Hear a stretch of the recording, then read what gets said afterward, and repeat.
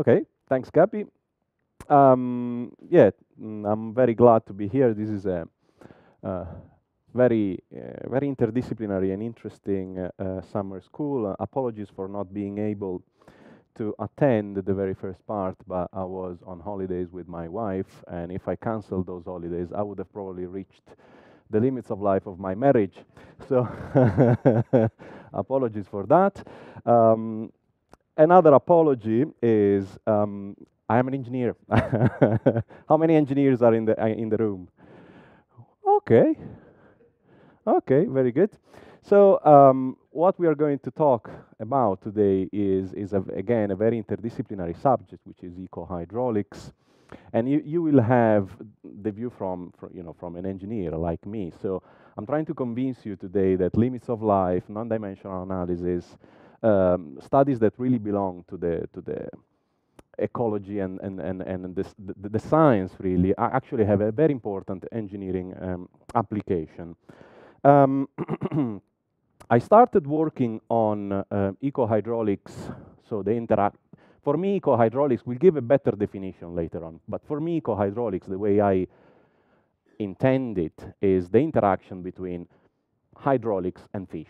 That's what I do, and that's what we are going to talk today. It's not the case, eco-hydraulics is a much wider subject, but again, I was saying, I started working on these, say, 5-6 years ago when I went to Southampton and I started working with a fish biologist who works in a faculty of engineering, which is quite unusual. His name is Paul Kemp, and we started chatting together. I was literally dragged into the subject, and I really loved it. It's a fascinating subject, but again, it's very interdisciplinary. I was doing the hydrodynamics part. I do fluid mechanics in my research.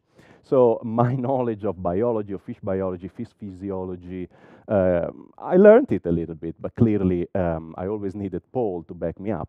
I'm going to show you something today about fish biology and fish physiology, but I mean, it's not exactly my subject, but I'll try to cover it as good as I can.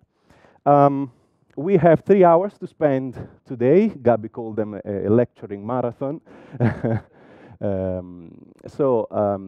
The lectures are split in 2 slots. There is 1 slot this morning that will cover a general definition of eco-hydraulics, life in moving fluids, and will be essentially a background lecture covering all the topics that will be needed to better understand the lecture this afternoon, which is about research, some sort of research topics I'm working on and I would like to share with you. So again, this morning we're going to talk about eco-hydraulics and life in moving fluids. There will be a first sub-slot, which I call the lecture 1.1, which is an introduction to eco-hydraulics and some typical subjects. In the second part, after a break, we'll talk about swimming and living in hydrodynamically complex environments. I think the first sub-slot is going to be shorter than the second. We'll play it by the ear, okay? But feel free to ask questions, to interrupt me anytime if you have curiosities on anything else. No problem at all. So, an introduction to eco-hydraulics and fish locomotion. What is eco-hydraulics? Well, as the word suggests, this is an interdisciplinary subject at the interface between ecology and hydraulics. Essentially, we are trying to investigate how hydrodynamics, mainly in open channel flows, influence ecosystems, essentially. And I really like the definition of Catopodis, who said eco-hydraulics deals with a trilogy of subjects. One is habitat and ecosystem restoration, including dam removal and wetland rehabilitation. Dam removal now is a hot topic. Nobody really knows how to remove efficiently and sustainably dams because they represent a barrier for fish migration and for many other problems. They need to be removed in many parts of the world, so like in Brazil, in Canada, there are works, in the US, there are works in that field. The other typical subject is ecological flows. Essentially, is the way of defining what is the flow that organisms like in rivers. So what defines a good ecosystem from an hydrodynamic point of view. And then there is the last subject, which is today's focus, which is passage systems for migration of fish and other aquatic organisms. Forget about the other aquatic organisms. We were going to talk about fish. That's what this lecture will actually cover. And there you go. You probably all know better than me, fish migrates and move in rivers or from the ocean to the rivers and vice versa. And the big issue, as I was introducing earlier on, is that rivers are heavily fragmented by man-made structures, okay, weirs, dams, and these structures represent barriers to their movement, so that we are essentially impeding fish to in fish reproduction, so they are not able to reach the habitat they use for spawning and so forth. And this is a big problem, and it's causing the depletion of fish stocks around the world. The stocks of eels are depleting really fast, which is a big problem commercially as well as from an ecosystem point of view. Okay, it's a big problem, especially felt and well funded in Northern Europe. Not so much now in Italy, where I work. We are a bit behind, but it's gaining momentum also there.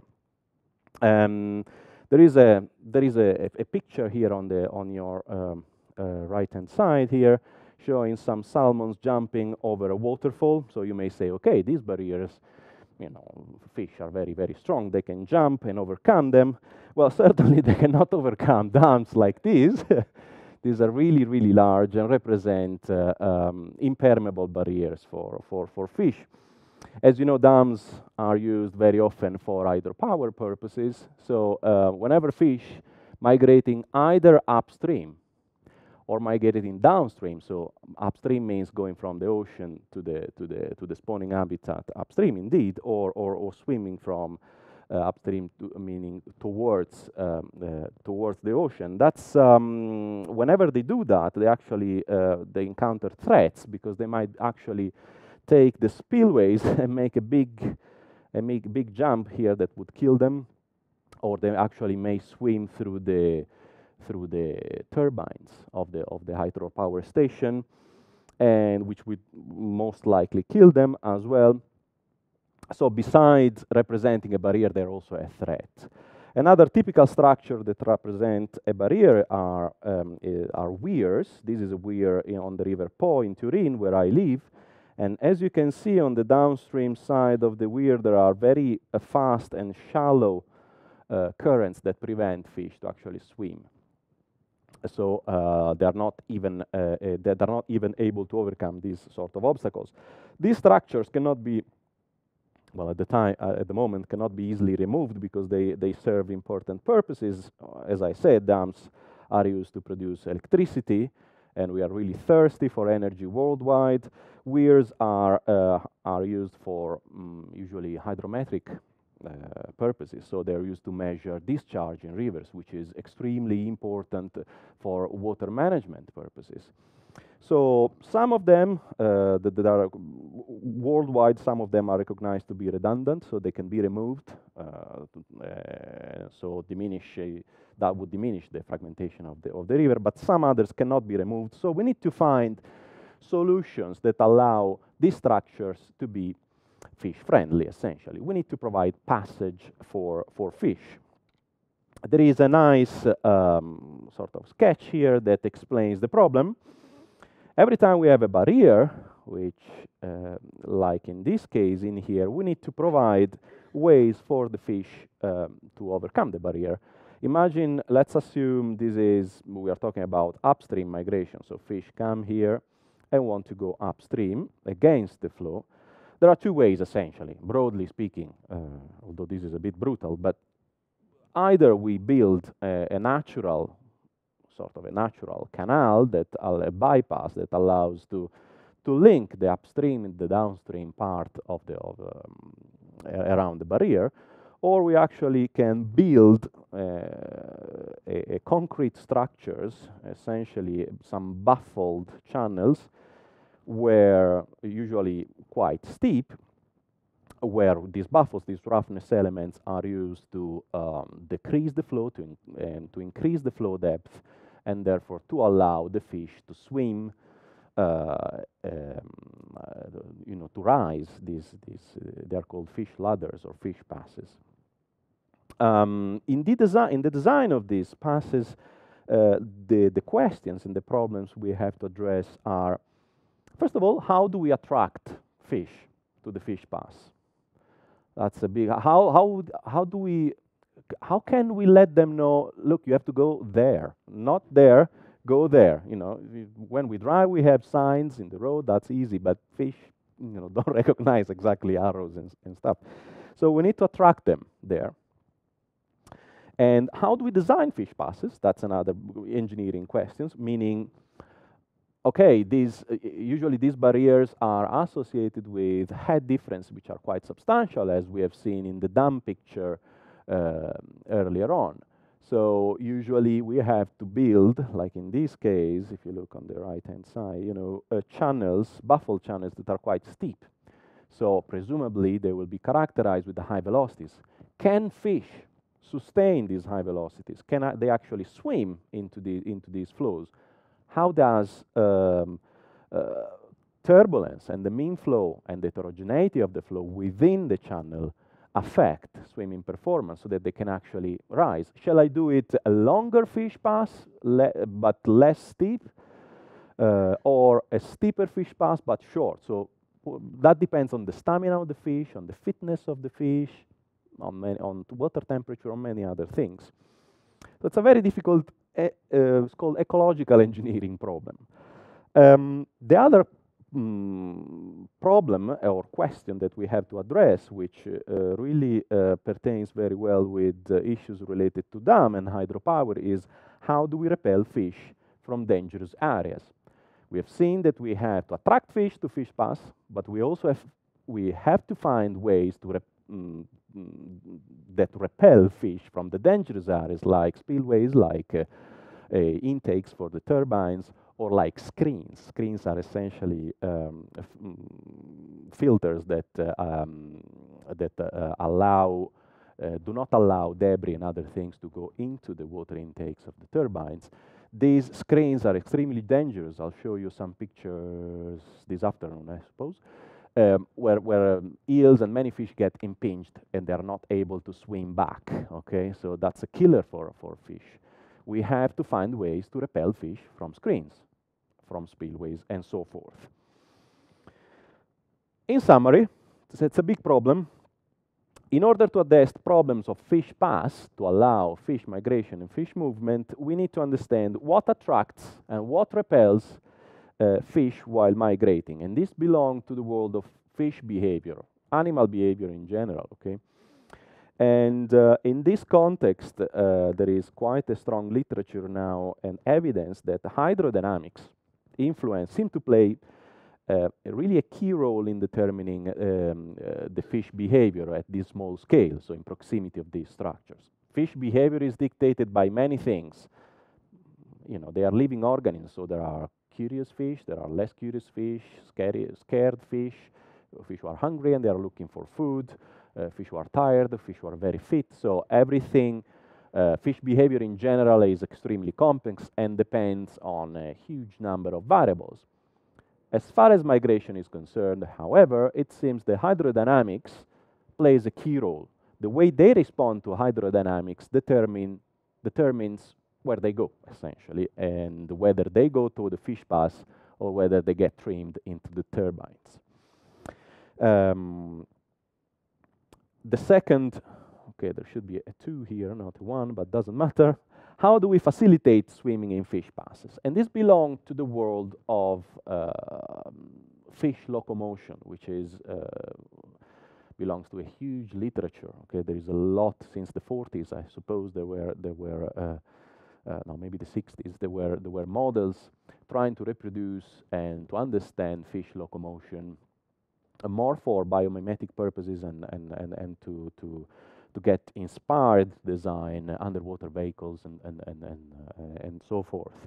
but it also has applications, as we have seen, in ecological contexts. And we will see that swimming in fish passes is not only about mean velocities. Okay, you know, you have learned probably, you know, from your background or in this summer school, the drag of any object really it depends on the square of the velocity. If we are in the, let's call inertia regime. But it's not only that. Turbulence, size of eddies influence or may not influence, we still don't know, the swimming performance of fish. We will see some examples this morning. So we have fish behavior and fish locomotion as two macroscopic areas of study to address the problem of fish pass. And there you go. When I say fish behavior, I just want to stress the fact that some species migrate and move individually, some others migrate and move collectively. Fish behavior at the collective scale is yet another discipline of complexity sciences. Collective behavior is that there's a lot to talk about. There's no time to talk about collective behavior in today, but I do work on that, on collective behavior of fish. It's a fascinating subject, and so if you are curious to know more about that, we can talk later on. Going back to the macroscopic picture, we have fish behavior and fish locomotion. To address the problem of fish pass, we need two more, let's say, knowledge of two more variables. One is, of course, hydrodynamics, and turbulence plays a key role. And the other one is flow sensing. As we will see in a few minutes, fishes are living sensors of pressure and velocity. It's really incredible how they are able to sense the flow around them. And clearly, what they sense, dictate the behavior, okay? So whatever they feel influence their choice of what to do. And this is fairly intuitive. Hydrodynamics, of course, influences fish locomotion, and fish locomotion meaning swimming ability, swimming performance, and that clearly influences fish behavior as well. A fish will never go to a fast current if it's not able to sustain the current. Hydrodynamics also influences flow sensing.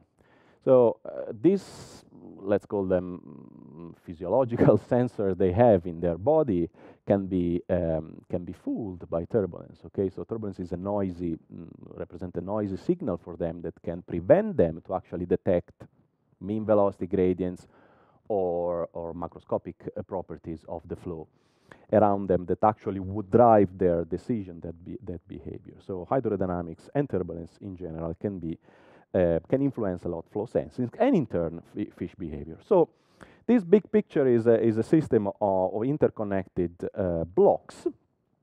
This morning, in this first slot, we are going to learn a little bit more about the fish locomotion and flow sensing by fish. Okay, I'm going to go really at, I would say, a very intuitive level. We'll keep it very, very, very easy and sweet. Okay, let's talk about fish locomotion. Well, this is a huge world. Fishes come with different size, shape, swimming abilities, and so forth. But overall, let's take this as a template for fish. You know, of this shape. There is a caudal fin in here in the tail of the fish. The caudal fin is used as an airfoil, as a sail, let's say. So the zigzagging of the tail and the caudal fin generates these lift and drag forces moving that vary in direction and magnitude during the excursion of the caudal fin in its zigzagging pattern. And overall, these lift and drag forces generate a positive thrust that overcomes the drag of the fish, which is mainly skin friction. When a fish swims, there is no. If the fish was steady and straight, you would see no separation of the boundary layers. So the only source of drag, of flow resistance, would be the friction between the skin of the fish and the flow itself. Okay. So overall, this caudal fin is responsible for the movement of fish along a longitudinal direction of a velocity u. The lateral fins or the other fins are usually used as to stabilize, okay, the fish in water. So that's how it works. The interesting bit is these movements of the caudal fin are used then to generate different swimming activities. Okay, you can discern between cruising activity, which is when the fish can swim for hours, maintaining this regime of swimming for hours, and this swimming causes no major physiological change in the organisms in the fish itself. Okay, so sort of a walk. Then there is the burst activity. The burst activity, which is ecologically extremely important and also important for an engineering point of view, is when the fish essentially runs, goes really, really fast to overcome some very fast current or to escape from a predator, for example. And this requires a sustained and intense effort that cannot be maintained usually for more than few seconds to tens of seconds. Okay, that depends on many, many things. We are going to see this very, very soon, among which there is also water temperature.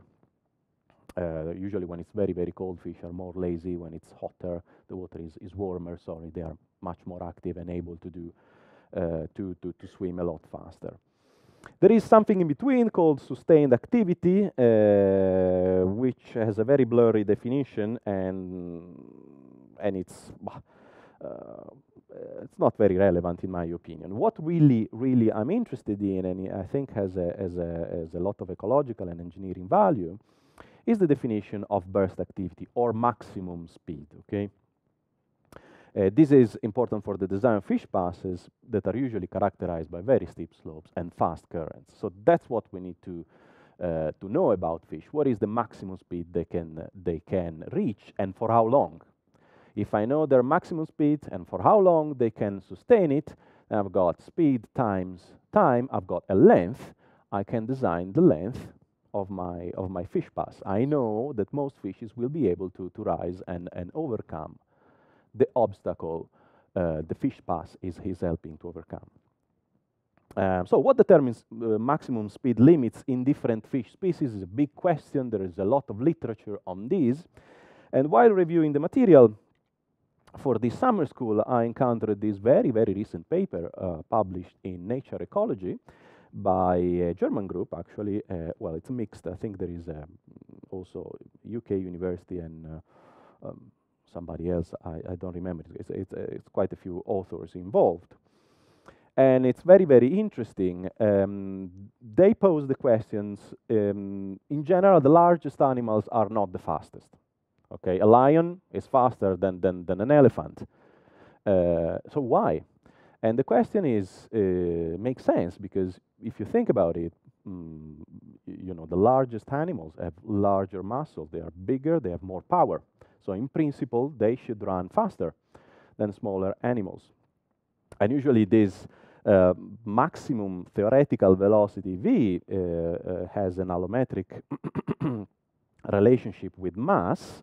It's a power law, essentially, where A and B are two coefficients that depends on the species and so forth. The explanation they give for this counterintuitive result is based on the acceleration and on the stamina, essentially, of animals. A mouse is able to saturate its velocity very quickly, can accelerate very, very quickly, reach its maximum velocity and keep it. An elephant, although has a theoretical velocity which is really, really high because it's very powerful, has many muscles, accelerates very, very slowly. It gets tired before it can actually reach the asymptotic velocity. Okay, so it's a trade-off between power and stamina, essentially. And they developed a nice model, quite simple, and they tested it against different species, flying, running, and swimming. And they all show these maxima, okay? Flying, they have the maximum speed. So on the y-axis here, you have the speed. On the x-axis, you have the body mass, okay? So essentially, there is a maximum, meaning that the largest, the biggest animals are not the fastest.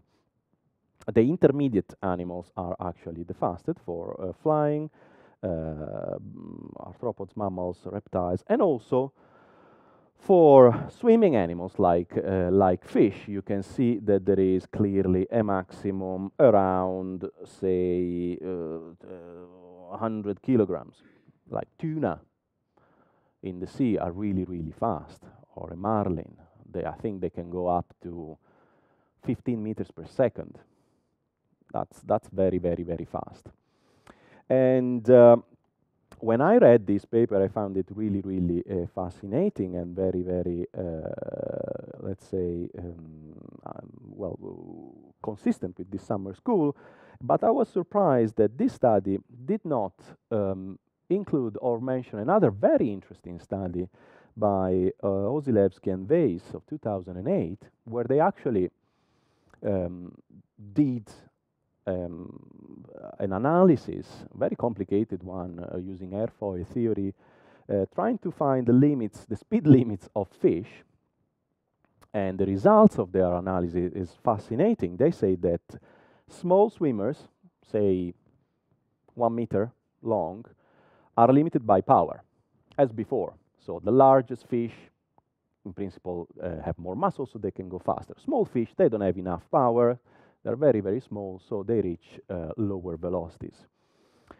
Large swimmers, who in principle have really large masses, so very strong muscles, and have a lot of stored power in their body, are actually limited by cavitation, which is fascinating. Essentially, when a fish starts sweeping the fin, if it sweeps it too fast, the water around the fin itself will experience really high velocities. And if you remember the Bernoulli theorem in fluid dynamics, if you have really high velocities, what happens is the pressure drops, right? Now, you can boil water either increasing the temperature of it or by decreasing a lot the water pressure. Whenever this pressure goes beyond a certain limit, bubbles that forms from nuclei that are naturally present in water start to expand. And whenever these bubbles travels in the flow and reach some areas where the pressure is restored, they start oscillating. These bubbles behave, the behavior of bubbles is explained by the Rayleigh-Plessé equation, which is a complicated differential equation, although an ordinary differential equation, which is good. But anyway, they are very non-linear oscillators that eventually lead to collapse.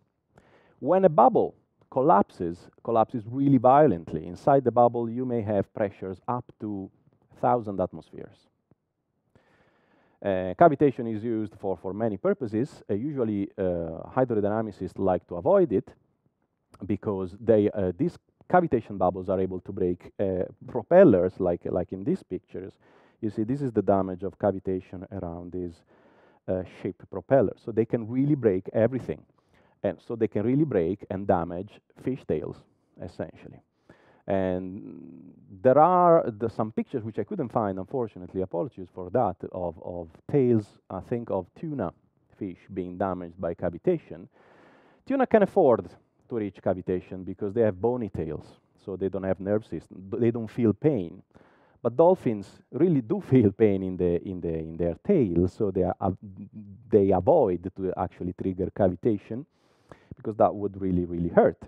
So for tuna, cavitation is a problem. It sets a limit for the speed velocity, because whenever you have cavitation around any airfoil or any propeller, the efficiency essentially of the propeller decreases a lot. You reach what is called a cavitation stall, okay, where thrust diminishes a lot. So my question when I was reading this paper, on the one hand, you have the velocity and acceleration concept developed by Hirt and co-workers, and they say that that explains this maximum in the speed versus body mass diagram. I wonder whether cavitation plays a role in that. It was not mentioned, but I think it would. Regarding what I'm working on in econ hydraulics, we are working essentially in this tail of the curve because we deal mainly with freshwater. Well, in this lecture, we will deal mainly on freshwater fish. So we are here. We don't reach the size of whales and, and so forth in rivers like in the oceans. So this is not a big deal. But definitely, as a general concept, in my opinion, cavitation should be taken into account. Let me just go back to the previous slide. An interesting thing is that cavitation sets speed limits, especially when fishes swim close to the surface, so say at depths that are less than 10, 15 meters, where pressures are low. If you go deeper, in the ocean, clearly the fish experience very, very high pressures, and cavitation is limited because it's very difficult to boil water. So perhaps deep inside the ocean, fish can go really, really fast, but close to the surface, at the depths that are of interest for also for freshwater problems, definitely cavitation can represent a phenomenon dictating speed limits. And this is about it for fish locomotion. We will see this afternoon how fish behaves and deals with turbulent flows later on. For some, we will go into detail on that. Now let me just keep going with the description of background material, and let's talk now a little bit about flow sensing. Flow sensing by fish is incredible in my opinion, and there is I have taken this paragraph from a paper by Horst Bleckmann and Selig. Horst Bleckmann is a scientist based here in Germany, in Bonn. I was lucky enough to go to one of his seminars. He's an excellent scientist working on the mechanosensory system of fishes, and it's really fascinating what he does. During this seminar, I was really fascinated, so I dig deeper into the topic and found out really interesting things. Essentially, as you can see from this picture, fishes, the surface, the skin of fishes is covered by some little dots in here that represents, well, they are called neuromasts, and are spread around the body, mostly into this line, which is called the lateral line, and all these neuromasts are used to sense the flow, to measure pressure and velocity around the fish. And there are so many, and mostly concentrated in the head. Neuromasts divide in superficial neuromasts, where there are some cupula here. Essentially, these are sort of slender objects, essentially protruding into the flow, or let's say into the boundary layer forming around the fish itself. We are talking about microscopic scales here, so they are really, really, really small, okay? And when they are exposed to the flow, they bend and they send the signal to the central nerve system, which analyzes the signal and dictates, okay, here there is a high velocity or a high shear stress, perhaps more appropriately. And the fact that they are small allows them to have really high resolution. And working in very small Reynolds number means that these sensors are working what is called the creeping flow approximation. Okay, so when you have really, really low Reynolds number, it means that these bodies essentially have no inertia. So they respond immediately to the fish. What is inertia? Large animals, like me, when we swim, okay, whenever you stroke, you give one stroke, you keep going, okay? That's inertia. You keep moving into water without stroking again. In the microscopic world, like those in bacteria, if they want to swim, they have to move continuously because they have no inertia. Okay, if they beat their tail, those bacteria who have tail, they stop immediately. Okay, because there is the creeping flow approximation is essentially a balance between pressure forces and viscous forces. Essentially, so there is no inertia, or inertia is very negligible. So these sort of sensors respond immediately to the flow. The other building block of the lateral line is called the canal neuromasts. So in the fish body, there are some always small canals, a bit larger than the superficial neuromasts. These are literally manometers, essentially. You have two holes which are connected to the outside, by an underskin canal. And the water inside this microscopic canal is driven by the pressure difference between one hole and the other. And this pressure difference drives the flow inside the canal, and the cupola, so this sensor, characteristic sensor of the fish, start not bending because it has a bit more blunt structure, but slides, okay? And the degree to which the cupola slides depends on the flow velocity, and in turn on the pressure difference. So in general, you may say superficial neuromasts, which from now on we will call SN, are sensors for velocity, okay, or for boundary layer velocity, which is a big problem. We'll see why.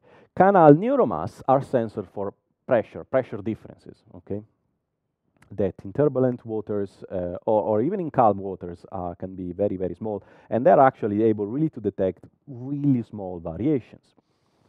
Okay, for example, you can have hydrodynamic stimuli by insects moving on the surface of a lake. Fish are able to actually detect them and go and catch them.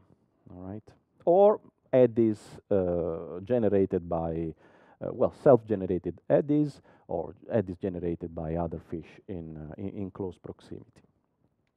This is a picture of the superficial neuromasts. You see these small dots in here, and there are also stained canal neuromasts in here, as you can see. The pore associated with canal neuromasts is slightly larger than the superficial neuromast itself. There is this, perhaps we could switch off the light here. There is this nice picture of I think this is well, I don't remember what sort of fish, what species, thanks. This is, but you can see all the neuromasts in the fish skin. Figure B, you can see the canal neuromast, which has a larger diameter than the superficial neuromasts. Again, the superficial neuromasts work as a with bending moments essentially, and measure the flow velocity. As we said, the cupola inside the water, the canal neuromast, which is slightly larger, instead glides.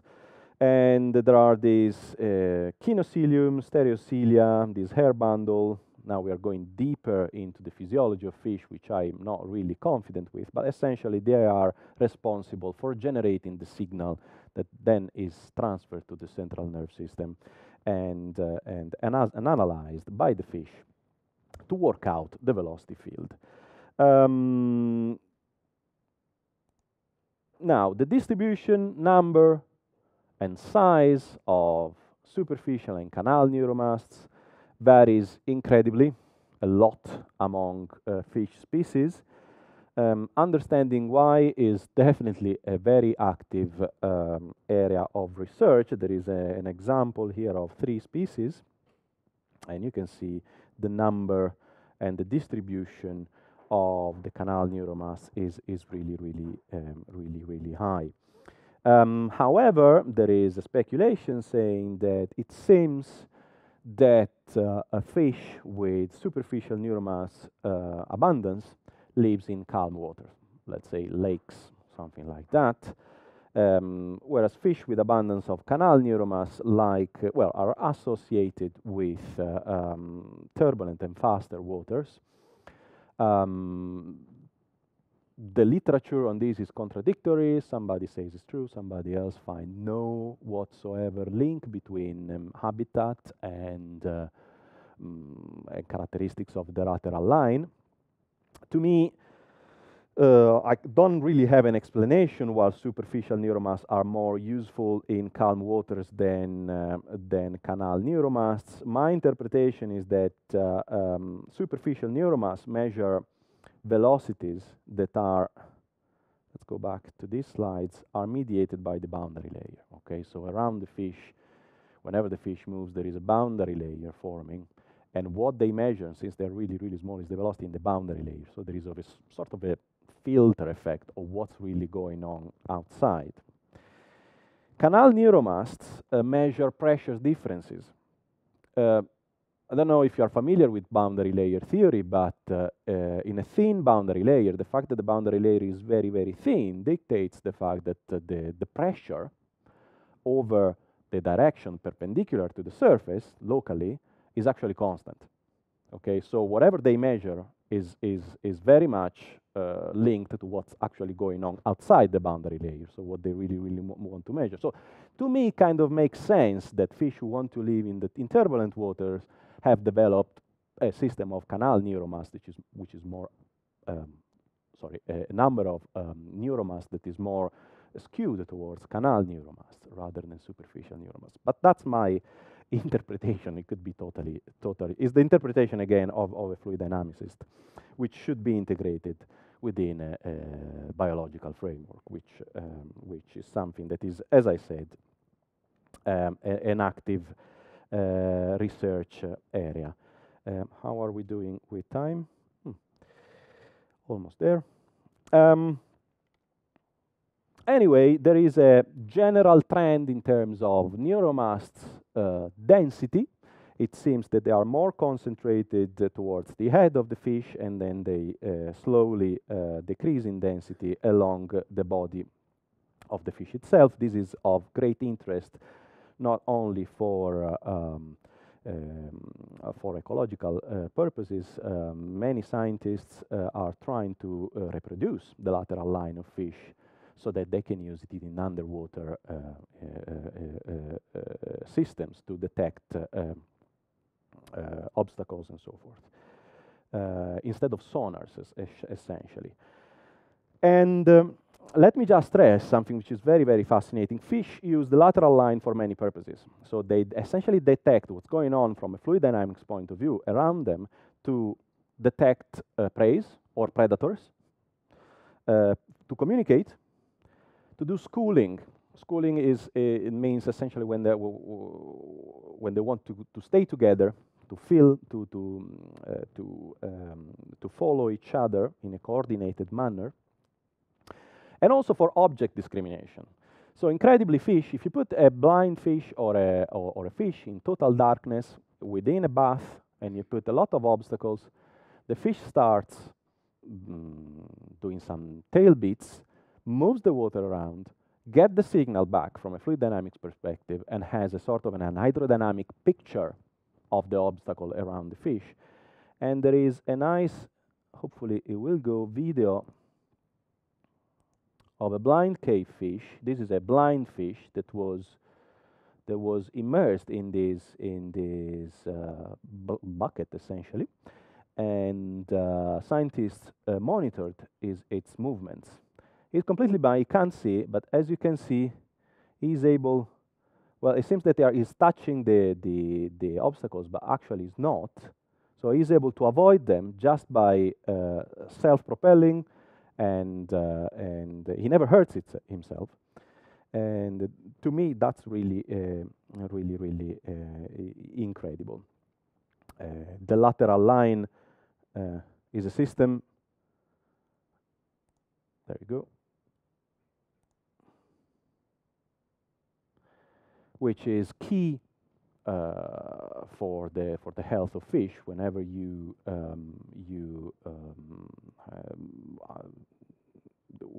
you switch off the lateral line, you can do that.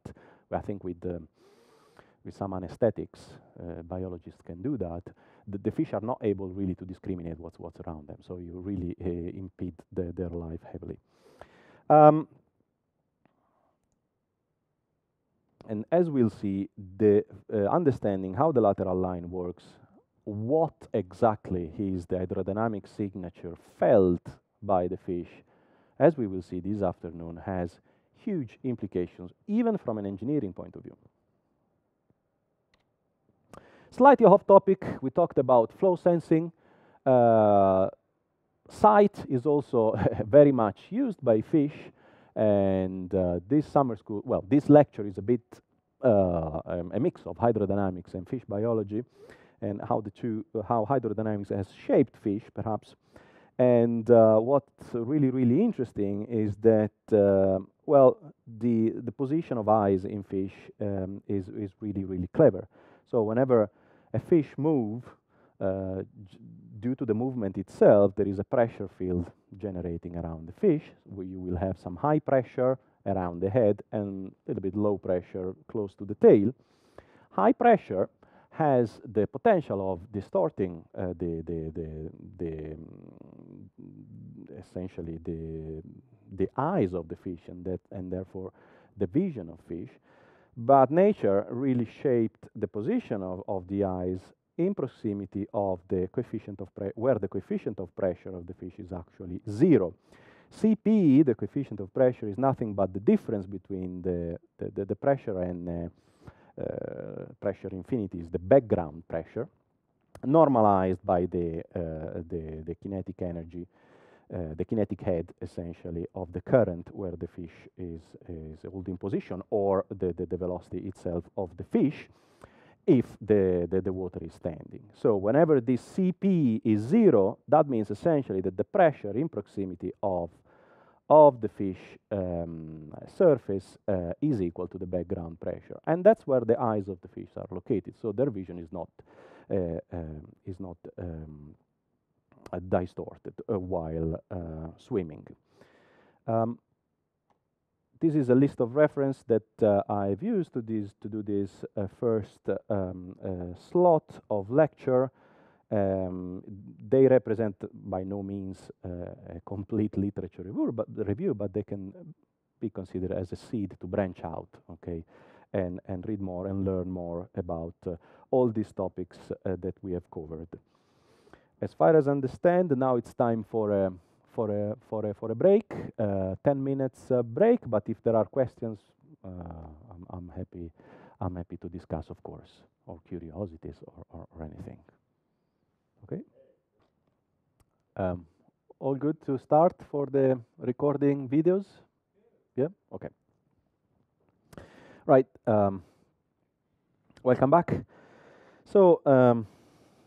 We are now going to the second slot of this morning lectures, which is about swimming and living in hydrodynamically complex environments.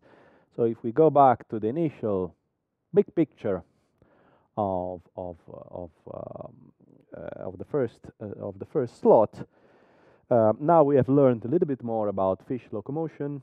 We have learned how fish sense the flow. What remains to be addressed is a little bit of hydrodynamics. So, what's actually in rivers? What is the environment that they live in? And rivers are definitely very hydrodynamically complex environments.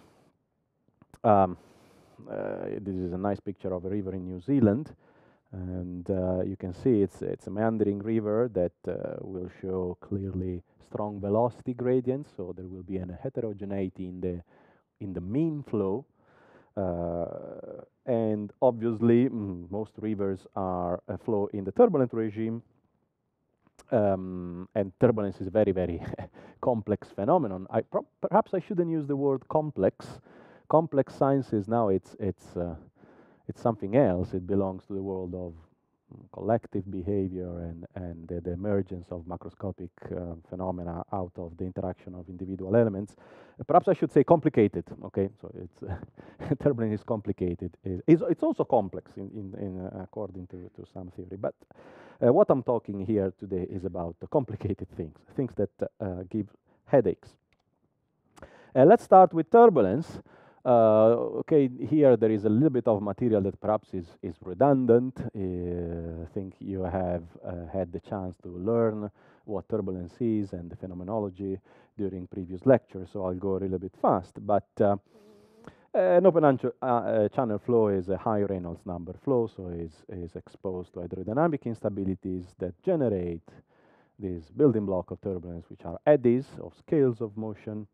Eddies in general extract energy from the mean flow, so turbulence is a dissipative phenomenon, and eventually dissipates this energy into heat through the energy cascade going from large vortices to small vortices. I'm not going to go farther into this because I assume you know that.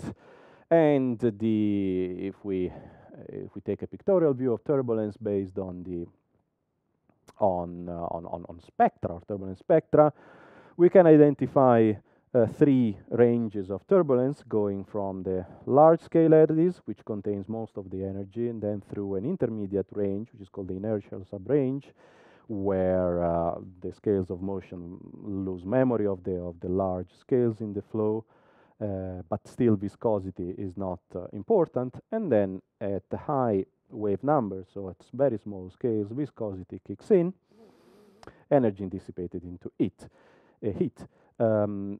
The intermediate range is usually called the inertial subrange, and farther down in the wave number there is this dissipation range. They are both kind of predictable theoretically. There are some issues here at the overlap, which we have worked on, but we have good predictions based on theoretical principles. What really gives problems are the energy-containing eddies, and these large eddies influence essentially fish locomotion. Okay, you can, and this is pretty easy to imagine. A vortex of this size. Well, whenever you have fish of a certain size and fork length, which is just the length of the fish, the eddies that will influence its swimming ability will be an eddy of the same size, roughly, or larger. So we are definitely in the energy-containing regime when we talk about fish turbulence interaction. And unfortunately for us, these large-scale eddies are unpredictable, are case-dependent. And in rivers, you may have, all sort of eddies generated by different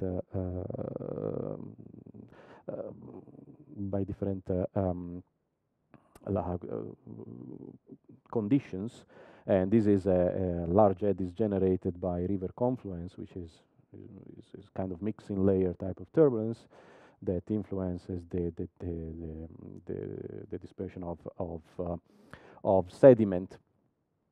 Then we may have wakes, okay, turbulent wakes around obstructions that are heavily found in rivers. These can be man-made structures like bridges with cylindrical elements protruding the free surface. These give rise of very coherent vortices, columnar vortices that form in proximity of the cylinders, and this is very, very topical in fish research. We will see that most experiments are done in wakes turbulence because that triggers a special behavior of fish. There are also rocks and logs in torrents that fish use as a refuge, or that fish exploit to minimize energy consumption and to hold station.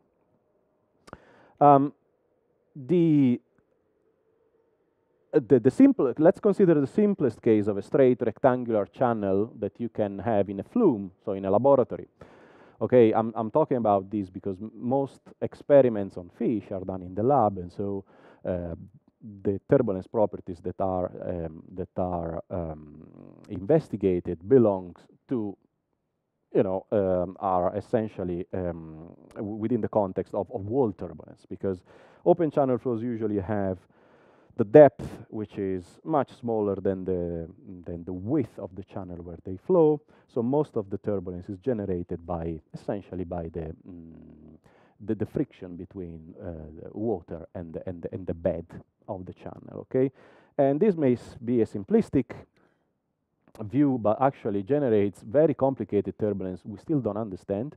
And this worries me a lot, because if we don't understand turbulence in a laboratory where everything is controlled, there is a straight channel, shallow water, everything is nice. I mean, think about trying to model and understand these rivers here. I mean, it worries me a lot, but that's what we have. And so in the idealized case of a straight open channel flow, uniform flow, the energy containing eddies in rivers somewhat relate to what are called hairpin eddies. Okay, turbulence can it's a very chaotic phenomenon, but not completely chaotic. There are some coherent structures, that's what they are called, that are responsible for triggering most of transport phenomena. Okay, momentum, scalar, and so forth, as you probably have learned in past lectures in this summer school. And these hairpin eddies are coherent structures that scale somewhat linearly from the bed. They grow in size when you go away from the bed, and they really have the shape of an hairpin. These are flow visualization from numerical simulations of past papers. Okay, the visualization is a complicated issue. Essentially, there are techniques based on the velocity gradient tensor, but that doesn't matter, that allow to find these iso surfaces of swirling, essentially, the swirling property of an eddy and how this distributes. So they capture the coherence of these of lumps of fluids that share the same swirling power in a very, very intuitive way.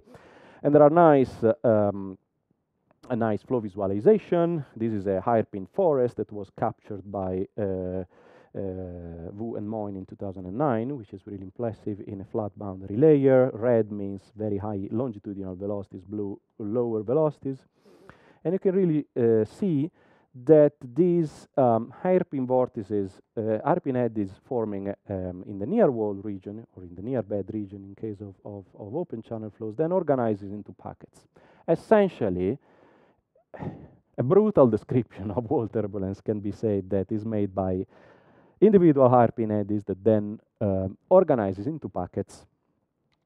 So in many hairpin eddies, that these packets have a coherence themselves and form what are called a class of large scales.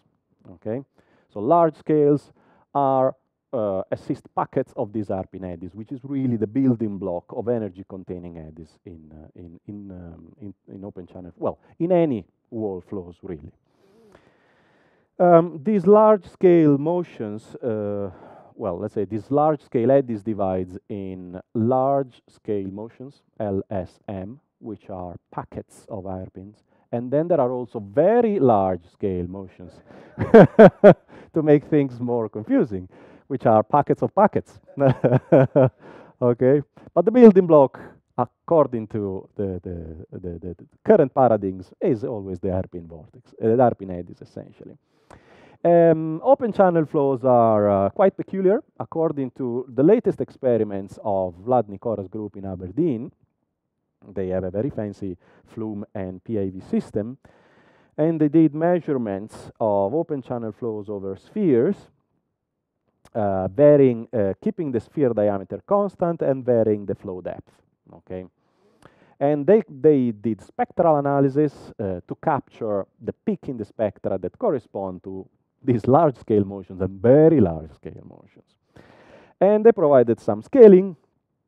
If you look at this picture in here, there is the normalized size, let's call it, of LSM, large-scale motion, and very large-scale motions, VLSM. Okay, normalized with the flow depth. If you see large-scale motions, or packets of hairpins, are independent on the what is called the submergence, the ratio between the flow depth and the diameter of spheres.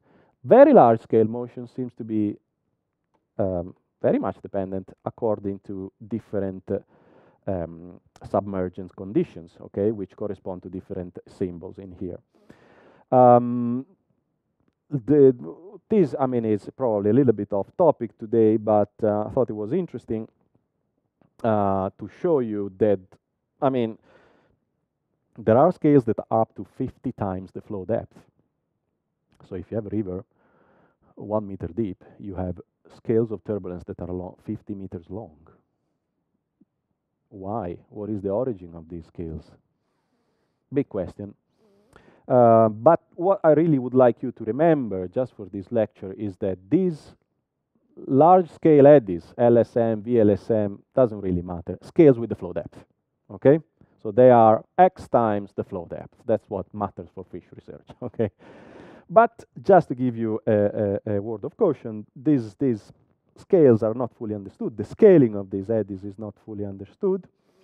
Actually, Cameron and co-workers from Aberdeen suggest that the size of the very large-scale motions depends not much on the ratio between the flow depth and the roughness diameter, so the roughness scales, but rather on the width of the channel and the flow depth, which is why? I don't know. Don't ask me because I don't have an answer, but it's an open question. It's very interesting. It's fascinating. Clearly, what's plotted in here is just the maxima of these curves, okay? Because the size of the very large scale motions varies across the vertical axis, okay? Why should it scale with the width of the channel? I don't know. I thought that perhaps another length scale that may get into the equation should be the fetch over which the boundary layer develops. Okay, if I have 1 meter flow depth, then I need a flume that is at least much more than 50 meters long to observe these structures. So perhaps depending on where you measure, things change. But this is just speculation. My own speculation. There you go. These are a visualization of these very large scale motions. They look like, I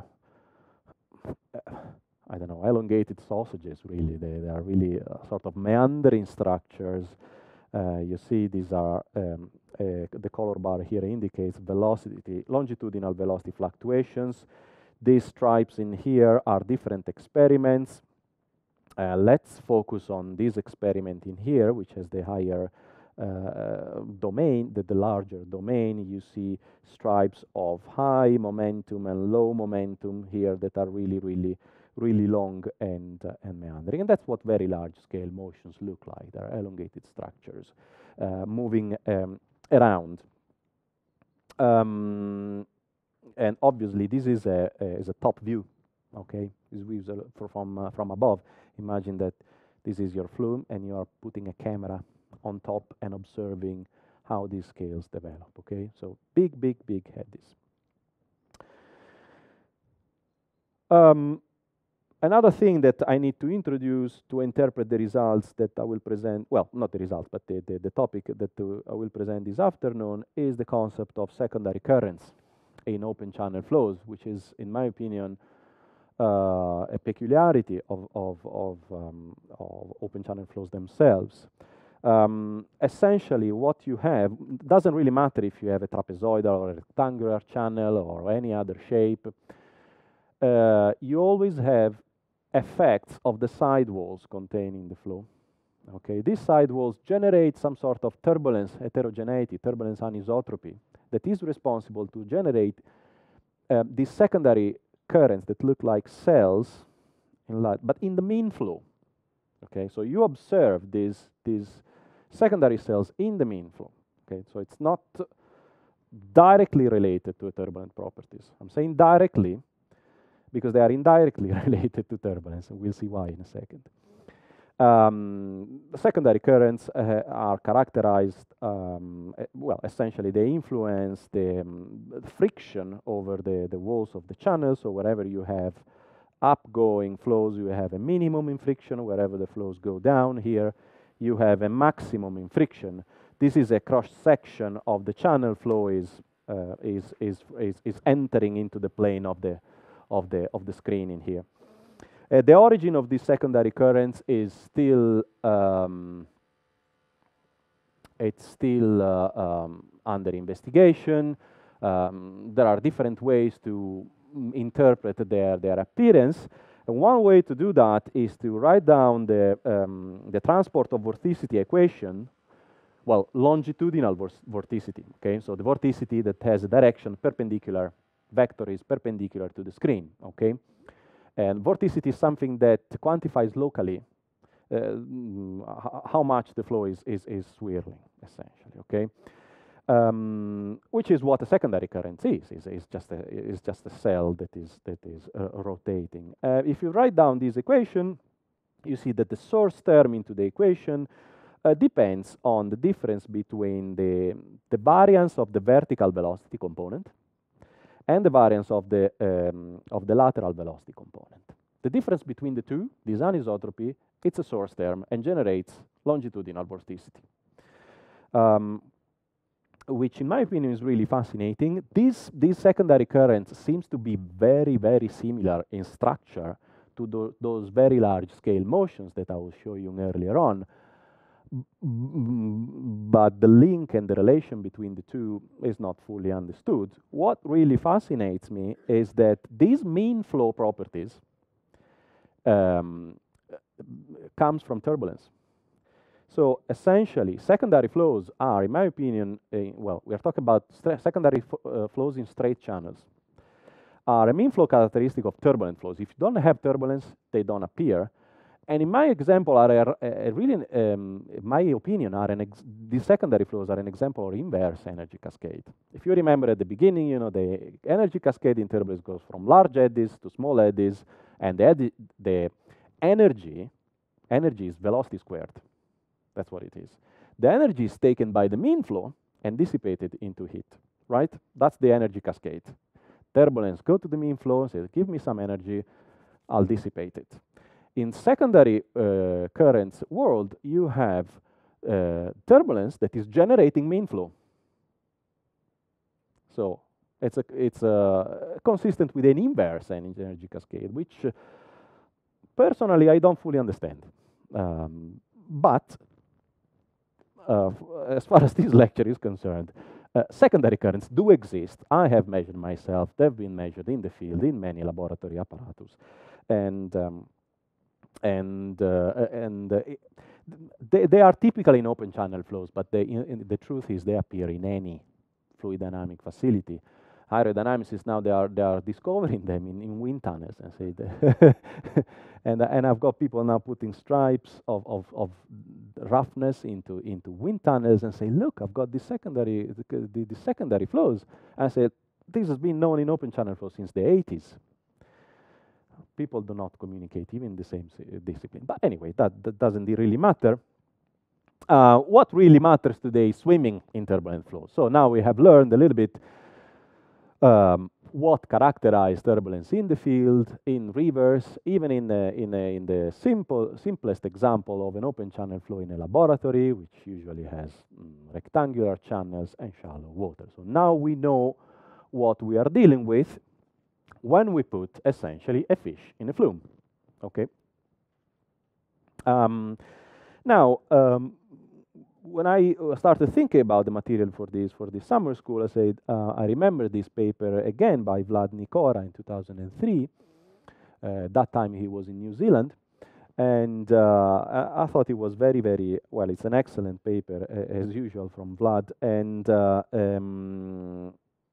it's a very nice example where swimming performance is put in the context of dimensional analysis. And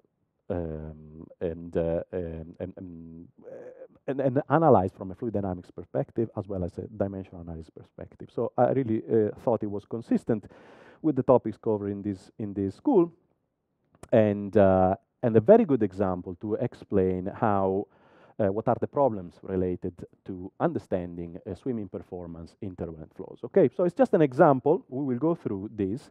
There are many other papers, and we will see that they show actually contradictory results. So you will see today, I will not give you answers. I will present only open questions, essentially. If you, in this science, there very little is known. I would say it is in its infancy.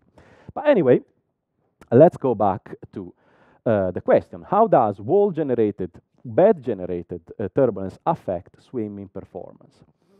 So in this paper, they've used a species which is specific in New Zealand, which is the Galaxias maculatus. You don't find it here in Europe, but obviously New Zealand has a strong ecological relevance. Pardon me a second.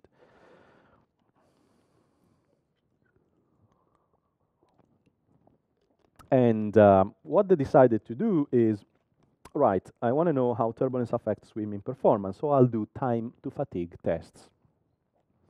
This time to fatigue test is, involve putting, establishing a flow in a flume with the given mean velocities, putting the fish inside in the water. There is a very precise protocol to do that, but let's leave it aside for a moment, and measure the time it takes for the fish to get knackered, to get really tired and impinged in a screen you usually put downstream to catch the fish when it's too tired, essentially, okay? So again, you put the fish in the flow, you time it, you see how long it can swim at a given flow velocity. That's a time to fatigue test, nothing else. They've done that. They use this flume, a very small flume, to be honest. They kept the flow depth constant. They put a couple of screens to contain the fish while swimming, and they've used two treatments, essentially. They've done experiments with putting some sort of rough walls in the lateral, they put some roughness in the lateral walls, and then they did an experiment with smooth walls, okay? And they've used a large number of fish to have some sort of statistically relevant results, statistically robust results, okay? And fish were of different dimensions. LF stands for fork length. It's nothing but the length of the fish from snout to tail, nothing else. And the size of the fish was 5 to 9 centimeters, essentially. So small fish in a small flume seems to be fine. They also measured the turbulence characteristics of the flow inside this test section, which are obviously heterogeneous because these screens are essentially grids that create some sort of grid turbulence right downstream. Then the flow gets influenced totally by the roughness or by the walls containing the water itself. So turbulence properties and mean flow properties vary a little bit along the test section. They monitor them very, very carefully. And just to give you an idea of what we are dealing with, I'm going to show you these plots.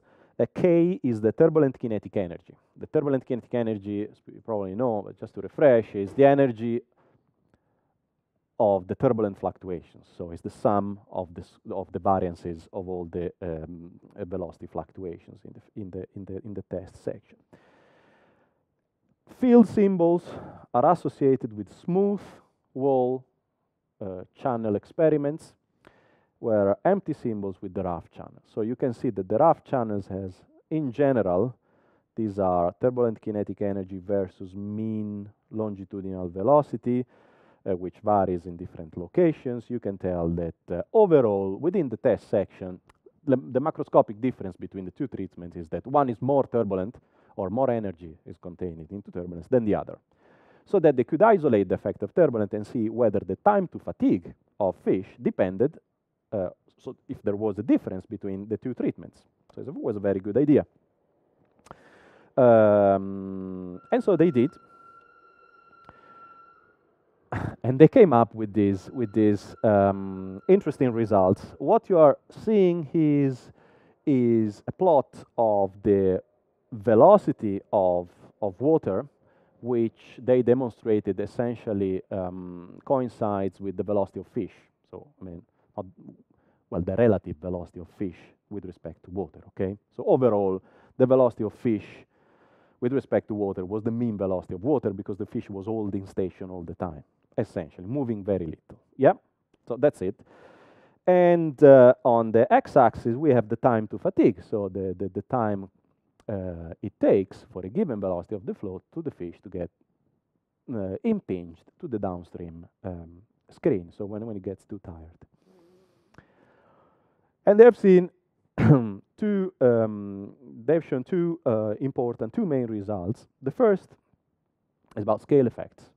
It seems that all the large, for a given u, for a given velocity of the flow, larger fish have time to fatigue that are larger than smaller fish. And this makes sense, is consistent with the introductory lecture earlier on. A larger fish has more mass, has more power, it can sustain a high flow for longer. Very simple. Conversely, a smaller fish has less power and can sustain the same velocity for shorter times.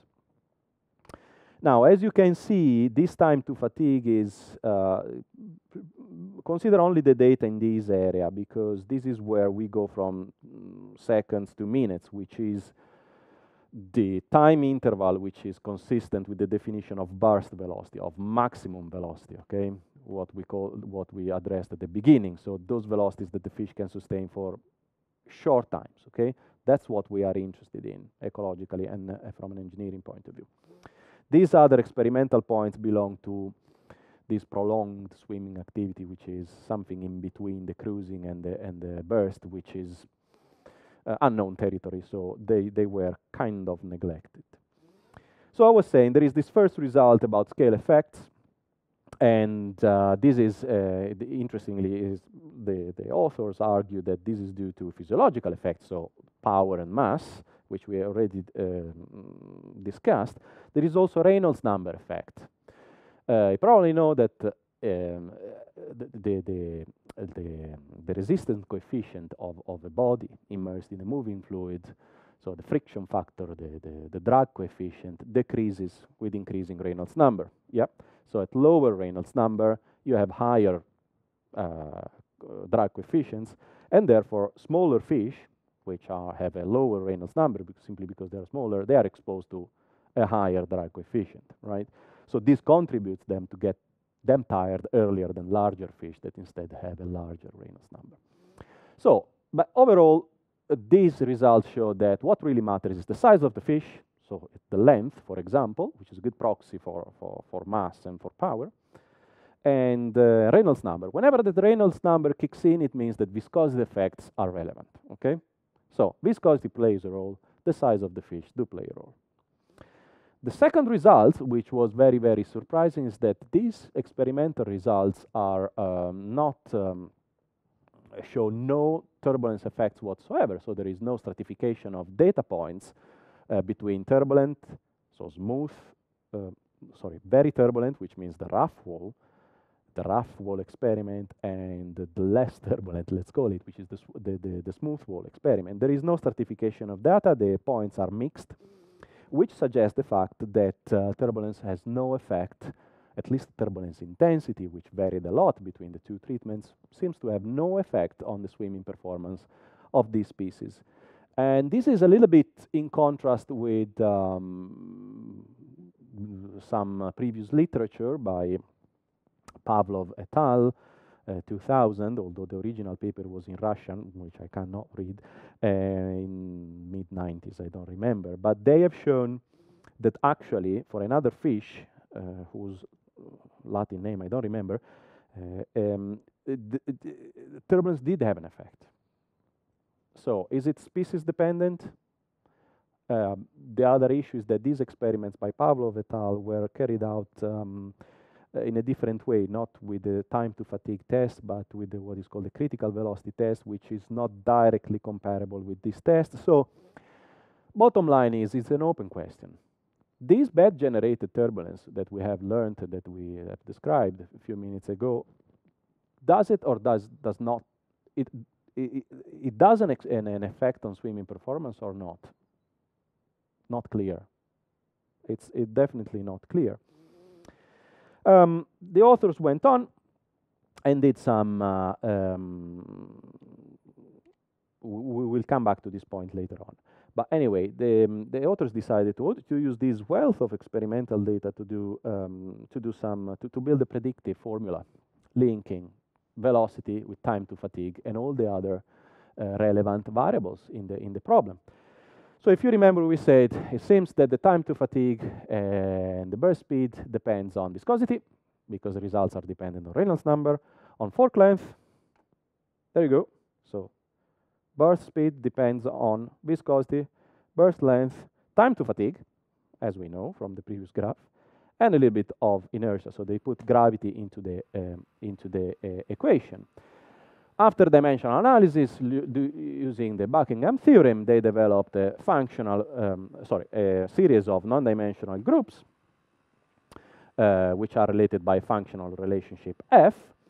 And the dimensional analysis shows that the burst speed is normalized, forming a non-dimensional group, which is essentially the square of the Froude number of the fish.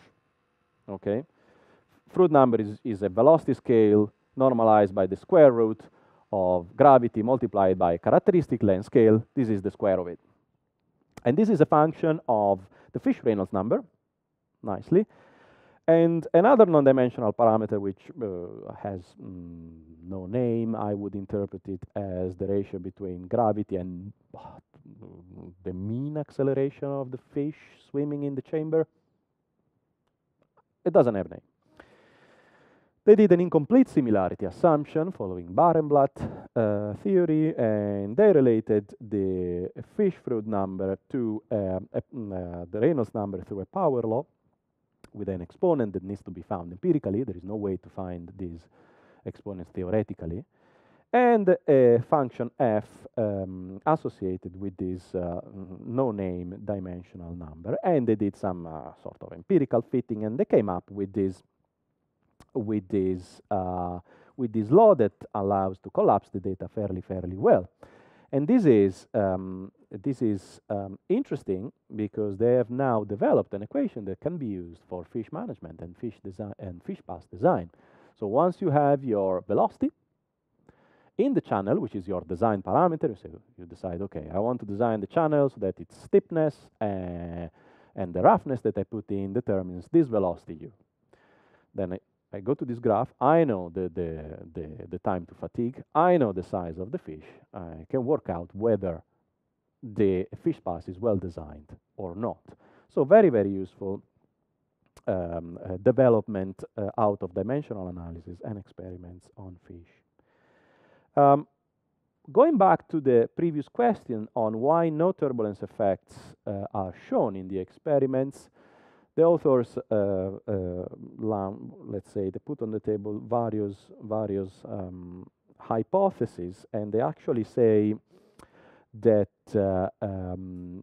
essentially in the experiments they've done, they have varied only the turbulence intensity, so the strength of the fluctuations in the flow. That's what that means. Okay, they did not vary the size of the eddies because the flow depth was kept constant. If you remember, these large-scale motions, these large-scale eddies that really influence swimming performance, scale with the flow depth. So between one treatment and the other, presumably the scale of the large eddies was the same. And in any, in the fluid mechanics literature, whenever you investigate the effect of turbulence on the drag on a body, you vary two things: the size of the eddies and the intensity of the eddies. Okay. Fish makes no exception, apparently, and so they say, okay, this study is probably incomplete because we didn't test different eddy sizes.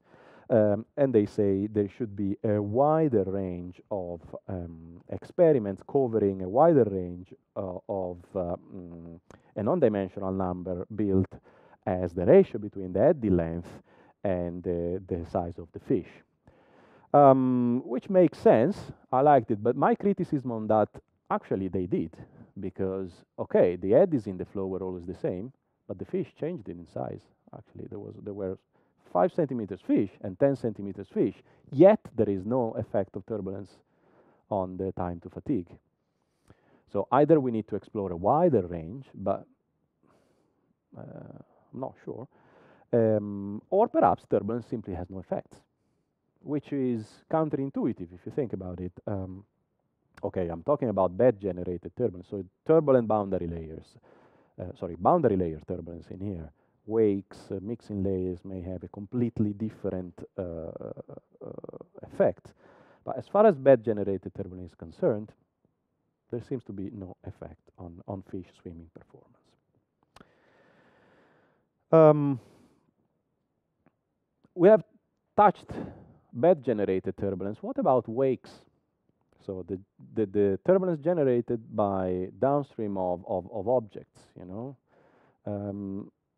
does it influence swimming performance or behavior of fish? This is what I'm going to talk next. And this is the topic that was addressed by James Liao, who is a big name in this field, who did very nice experiments showing really fascinating results. And what he did, he said, okay, let's start from the simplest case of a wake generated by a cylinder. Actually use the half cylinders just to fix the separation point, okay? That means the size of the eddies was always, it did not depend on the Reynolds number, essentially, okay? So he put this half cylinder within a flume, established some water flows. He put, and his co-workers, of course, I think trouts in the flume, and started monitoring the behavior. Well, the swimming kinematics of these trouts, so the oscillations of the body, of the caudal fin, and so forth. And he varied a lot the size between, the ratio between the fish body length and the diameter of the cylinder, so that he could generate different eddy shedding frequencies and eddy sizes. Okay, but okay, forget about all these details. What was really interesting to observe is that fishes tend to hold station, let's say, 1 or 2 body lengths downstream of the cylinders, away from the low pressure region where the vortices form, where there is really separation, synchronizing the tail beat to the eddy shedding. So there was this cylinder here generating these eddies, and the fish was zigzagging among the eddies. Okay. And what he observed is that the muscular activity of the fish while staying in this wake was almost zero. Like the fish could be dead and do that, and use no energy whatsoever to hold position. And fish actually do that even in rivers. So when they are tired, they find a log or an object that generates these eddies, and they rest. They stay there. It's fascinating. Now, this is a peculiar behavior of fish, which is actually dictated by the lateral line. Without the lateral line, they struggle to do it. Clearly, fish could save energy even staying in the suction region just downstream of the cylinder, like the cyclists do during a race. Okay, you want to save some energy, you stay in the wake of the person in front of you. But that's not the case. That's not what is making them saving energy. It's really the interaction between the eddies generated by the cylinder and the kinematics and the swimming of the fish, which is tuned to essentially do a slalom among eddies. So exploit the eddy to save energy. And the way this is explained is as following. Imagine panel A of this figure that is a counterclockwise eddy, which is shed by this cylinder. The green arrow determines the direction of the incident flow that the fish experiences, which will the fish will adjust having an angle of attack. This angle of attack will determine the fish, will impose to the fish essentially a drag force here, this arrow here, which is parallel to the incident flow, and a lift force, which is perpendicular to the incident flow. These forces give a net green, I'm a bit colorblind. This is green, right? Yeah, thank you.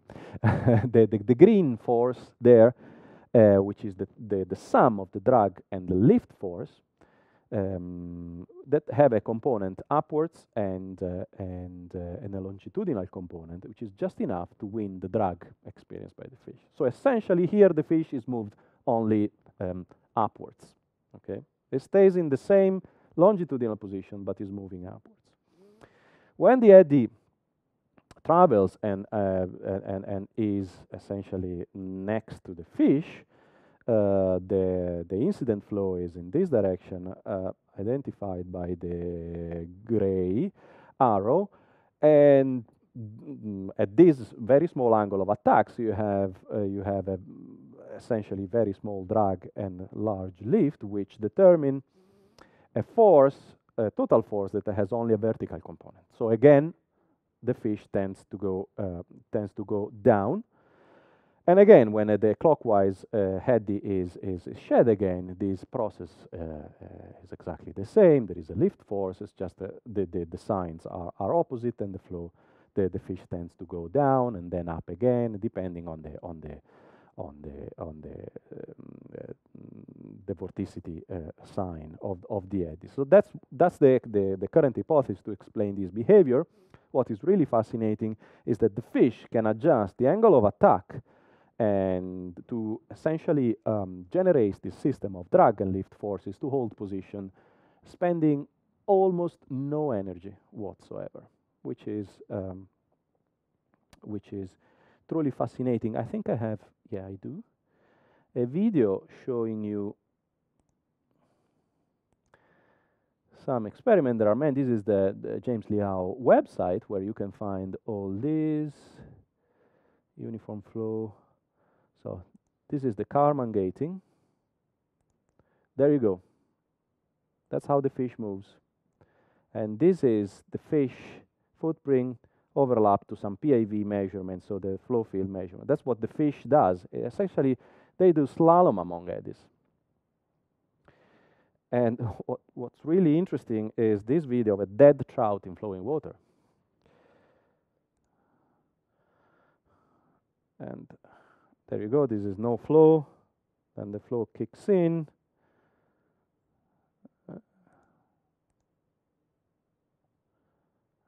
When the flow kicks in, come on.